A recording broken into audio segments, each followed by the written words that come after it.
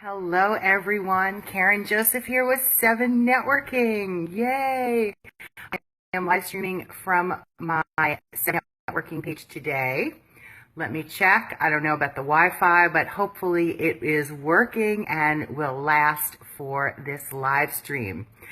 So, for those of you who don't know me, I am Karen Joseph. I run 2 networking organizations for entrepreneurs. One is 7 Networking, which stands for supporting and empowering the vision of entrepreneurial networking. And I am super excited to say that on August 6th of this year, woohoo, 2016, we will be celebrating our 7-year anniversary. Oh my, I cannot believe it. I started the local group here in Chandler, Arizona 7 years ago. My passion is helping people, and my background is I was a teacher back in the day, back in New York, and moved out to Arizona, wanted to bring the local community of entrepreneurs together so that we could all learn, grow, and prosper together. And 7 years later, boom, here we are with chapters all over the United States and a virtual chapter as well. So I'm excited. I am pumped up. I am streaming from my 7 Networking page today because my Facebook experts tell me that I can not only stream from my personal page, but Facebook likes when you stream from your business pages as well. So here goes. We're going to chat today about ways to get new customers, right? Because the customers you have, please do treat them like gold, right? You want to keep them around forever, and building relationships will really help. But every now and again, you got to get out there. You got to meet some new people and get some new customers, get some new clients. You know, people are always going to fall off, right? So let's chat. All right, my friends. So what's one of the hardest things you do when you're starting a new business? And you know what? That's why I started 7 Networking. One of the hardest things was finding new customers. I thought we'd move out here. My husband bought a franchise servicing computers. I thought, he'll have some ads. Back then, people still used the phone book. It was 10 years ago. He'll have some ads in the phone book. We'll do some advertising. The phone will be ringing off the hook. He will send the technicians out to service computers. But lo and behold, I learned, no. That is not the case, that you have to get out there. You have to meet people, right? And you have to look for those new clients and those new customers. So fast forward 10 years later now, social media is huge. It has taken over the world. It has taken over the lives of all millennials, and it's taken over my life as well. So social media is great, because you have to be seen, you have to be out there. It's a great way for people to find you and for you to build your brand. So let's chat for a moment about brand awareness. So this is my brand. I am my brand, and I hope that all of you are your brand as well. What do I mean by that? It's not just the business card that you carry around, but you are your brand. My brand is, I'm a teacher. I love to teach. I love to help. I'm warm and fuzzy. That is my brand. Now, do I wear a lot of orange here? Let me show you some orange. Always have some orange around me. Orange is my colors for 7 Networking and Fab right now. But my brand is who I am. So think of how you can make your brand stronger so that people will think of you all the time. Now, I am not wearing orange today. I will guarantee you there will be someone who will be watching this live stream, or they'll see me this evening. I have a happy hour I'm doing, and they'll be like, how come you're not wearing orange? So I've tied the orange into my brand because I want people to walk through stores, see orange, and guess what? Think of me. When they're thinking of me, hopefully they're going to be thinking of 7 Networking and also my other business, Fab, right now. So there you go. Social media is great for building brand awareness. Now you have to develop a plan, right?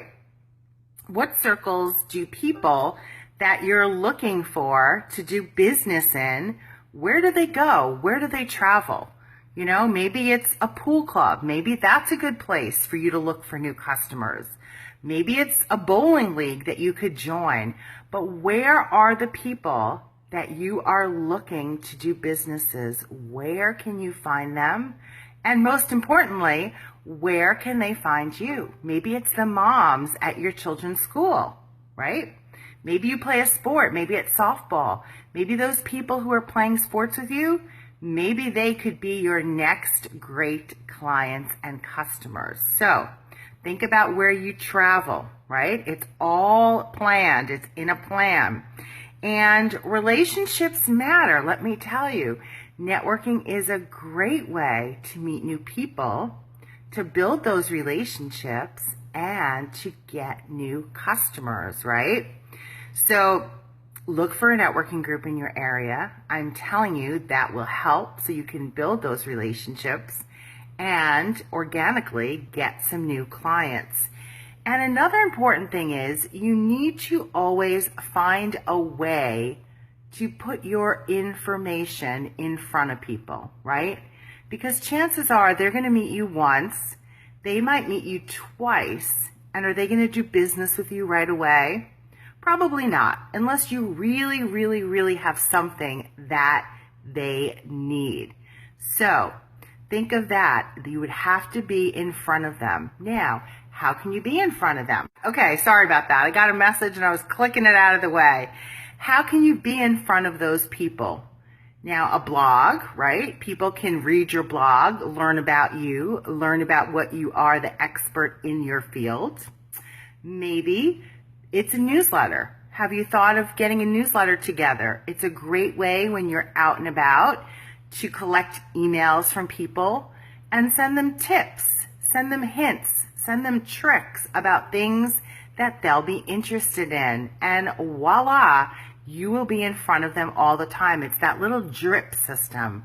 You're dripping on them a little bit at a time so that they know you are in business, you have not gone anywhere, so that you will not have to stand on the street corner with a sign that says, "Customers, please," right?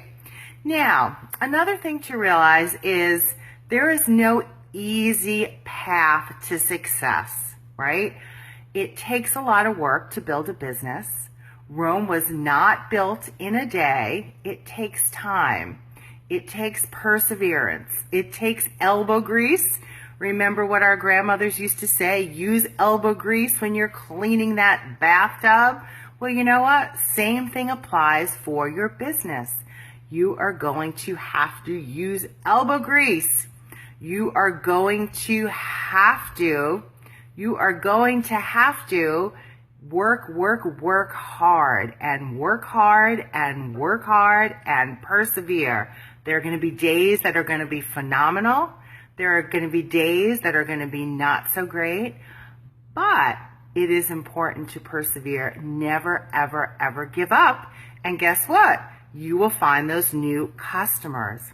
Now, I chatted before a little bit about going to networking meetings, right? You go to those meetings, you meet those amazing people. Now what? What do you do now? I hope you're going to say, follow up, follow up, follow up, follow up. The fortune is in the follow up. Follow up is key. Now, do I follow up with every single person I meet at a networking event? No, usually not. Some people do. Some people say go home, send an email out to them right away, right, to follow up. I usually follow up with people that I think might be a good customer for me or a good client. You can pick and choose, right? So it is okay to just follow up with some of them, but to be intentional, right? Find the people that intentionally you want to meet, you want to get to know better. It's all about building those relationships. Another way to get new customers is to ask for a referral, right? If they're not interested, or maybe they know someone who's interested in your product or your service, just ask them for a referral. There's no harm in doing that. There's no shame in doing that, right?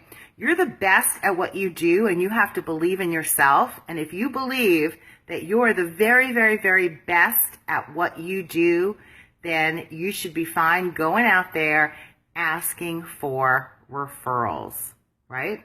And another thing you can do is if someone doesn't, say you meet with them, they're interested in your product or your service, and they decide not to use your service, ask them for feedback. Find out why they decided not to use you, because you can learn from that as well. It's all a learning process, right? We can all learn from what we've done. We can learn from our mistakes. We can learn how to improve, so that we will have people knocking down our door and saying, hey, I want to hire you. I want to be your customer. I want to be your client. That's music to every entrepreneur's ears, isn't it? Right? When people come and they find us and they say, hey, I want to join you. Nancy Naylor, you found me. Woohoo! I adore you, Nancy. You were sending me all those messages that I couldn't answer. I am so very sorry, but you could definitely watch the replay.